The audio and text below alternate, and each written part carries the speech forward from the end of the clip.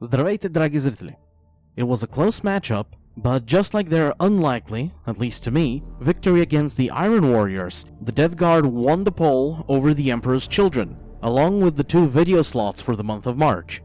The thing that was definitely not close was the sad reminder that even when it is the 2 grossest legions, people would still rather listen more about Space Marines than Xenos.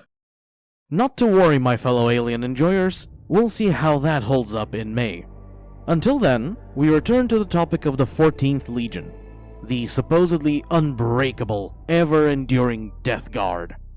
In the last couple of months, I contracted a certain malady, one that made me consider possible cures for certain things, born of that creative spark to set things in order inherent in all of us. Among which, the most prominent one I think I have come to complete is related to Mortarion and his sons.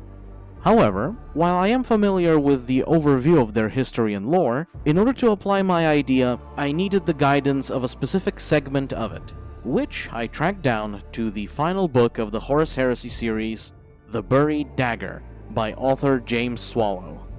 An intriguing installment to conclude on, especially when considering its major subject matter are the Death Guard.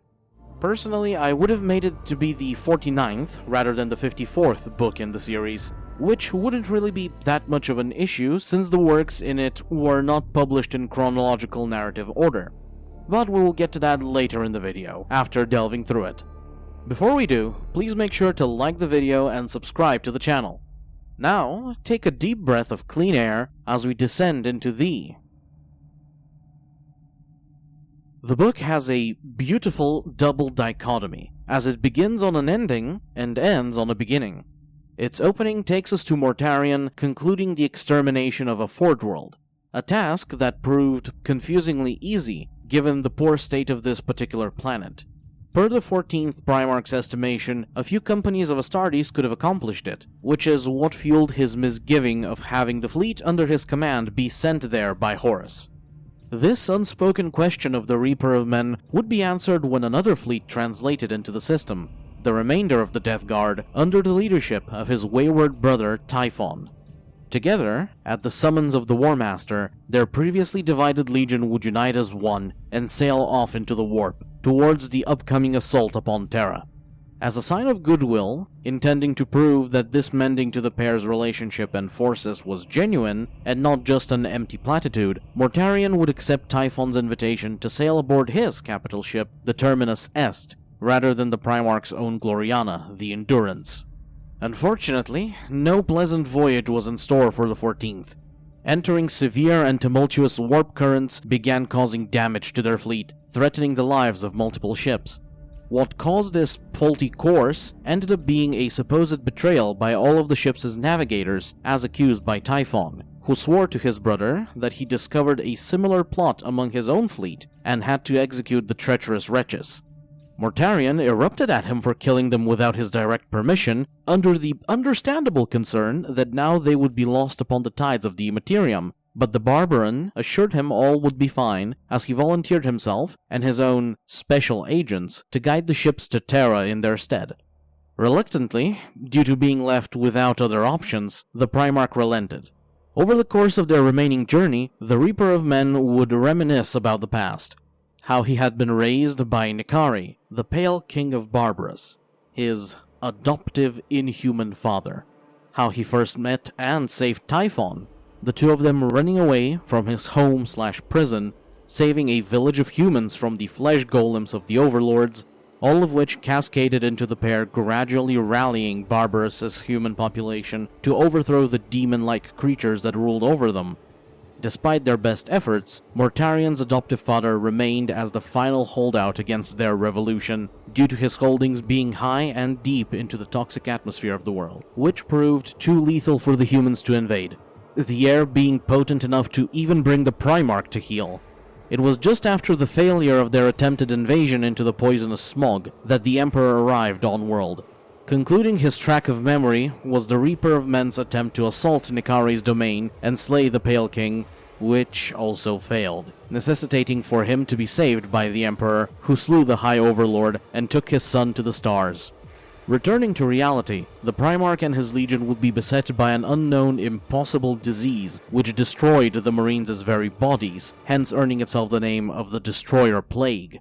Eventually, Mortarion would reason that Typhon was involved in its spreading, as the disease itself appeared to be caused by the warp, and the first captain continuously insisted for their fleet to stay the course without translating back into real space.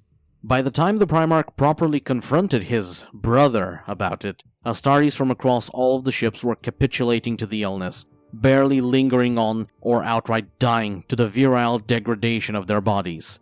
In said confusion, he bisected Typhon with his war scythe, but he restitched himself back to life thanks to the blessings of Nurgle that were already infesting his body.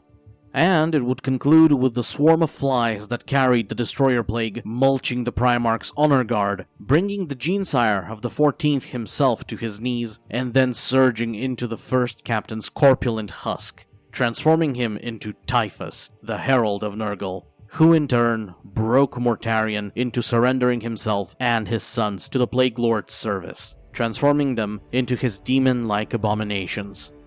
All the while, during this doomed trek, we also glimpsed Terra in preparation for the incoming traitor invasion, specifically following Malcador's hand-picked knights-errant, eliminating cells of cultists and traitors seeking to undermine the throne world's defenses, and even more in particular, Nathaniel Garrow's continued contests against the Lord of Flies, a demonic entity that kept claiming bodies from among the Dusk Raiders' brothers as its hosts.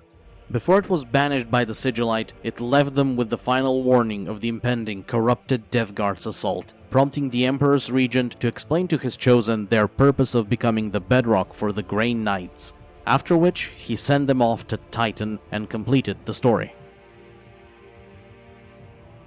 Normally, I would be remiss to compare something of Conrad's to something of Mortarion's, but in this case, just like with the tale of the Night Haunter that we previously went through, overall I do not like this book.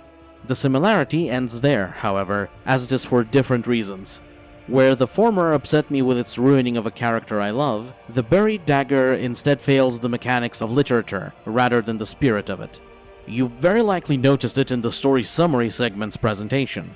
On one hand, we are presented with a fairly detailed overview of Mortarion's reunion with Typhon, how he, surprisingly, allows his love for the brother he sees in the Barbaran to lower his guard and accept him within lethal proximity, all of which is shown to us by exploring the Primarch's early life after his warp-lost gestation pod lands on his toxic homeworld, how he was raised by the blindingly implied Nurglite semi-human creature that became his adoptive father, Nikari, his meeting with Typhon, their escape from the Overlord's forces, and subsequent liberation of the planet, together with the remaining human population. Or, well, not really, because in the end, just like the other Primarch that was a downgrade to his legion after reuniting with them, Morty failed to take over his homeworld, his memories concluding with said failure and the Emperor's intervention to save him. After which, the psychological turmoil they cause him undermines him just enough for Typhon to practically steal the Legion from under his rebreather, and pawn whatever survivors remained off to Nurgle. In of itself, this is not a bad story. Honestly, it makes this feel like a Primarch novel, but that is its first issue. Why is the capstone book of such a long series only now giving so much exploration to a secondary, at best in my opinion, character in terms of narrative importance? Still, that pales in comparison to the bigger problem that was the B-plot at the end of the last segment. It makes the whole book feel bloated and disjointed because each chapter swaps between exploring Mortarion's past and present at the same time, and the secondary story taking place on Terra, which itself is a quirky blend of about 4 separate plot lines hastily glued together, of which only one really holds any kind of tangential connection to the bigger narrative meat that is the Death Guard POV chapters. A frankly insufficient tether to prevent the whiplash sensation of going between perspectives, and just the ones on the Throne World segment on their own. Despite including fan-favorite characters like Nathaniel Garrow, Loken of the Luna Wolves, and Malcador, this half of the book, ironically enough, sours the whole thing for me. It would have been significantly better to take these particular segments, divorce them fully from the ones about the 14th's fall, and expand them into a full book dedicated to them instead. Now, thankfully, it's not all doom and gloom. Even though I am not really a fan of Mortarion, his half of the book is significantly better paced, more cohesively presented, and best of all, actually makes him and his traitorous sons sympathetic. For him in particular, he displays a decent chunk of relatable qualities. Caring about people without the pretense of being an invader was something I never thought I'd see from him of all people.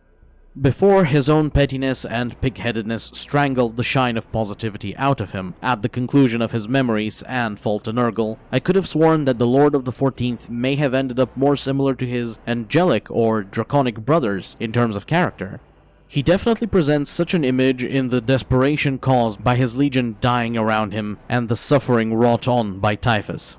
To the end, the Reaper of Men keenly shows us the immense uncertainty in one's own being among existence, and striving to stand strong when declaring it. The latter being something he nearly succeeds at, almost giving the reader the hope that it won't all be for nothing, only to then smash that foundation with his tragic failing. If it was solely dedicated to the Death Guard and their Primarch, I'd say this book would be solidly in the 8 out of 10 range, though it would not really be fitting as the ending of such a monumental series. Despite how good this half of it is, meshing it in with the rather underbaked coalition of Terran plots simply brings it down as a reading experience. I get that the Horus Heresy should end on how the Siege of Terra begins, as that is the next series, but this smushed, mutated literary work does not cover the bar needed for such a colossal conclusion, just to have the transition between them made.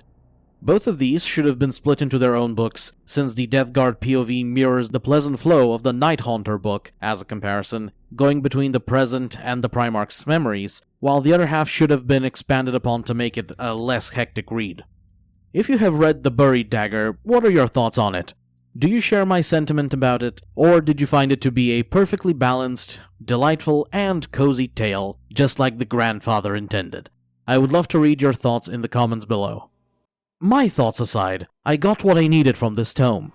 While deliciously tragic, I can't say that Mortarion's fall was implemented in a good way. It was far too forced, to describe it in a word. From which, of course, rises the question, is there a better way it could have been done? And, it pleases me to say, I think I found one. For that, dragi zrители, you'll have to wait until the next upload 2 weeks from today. Be sure to look forward to the Reaper of Men ascending to a new title. Until next we meet, I wish you a lovely rest of your day. Doviđenja.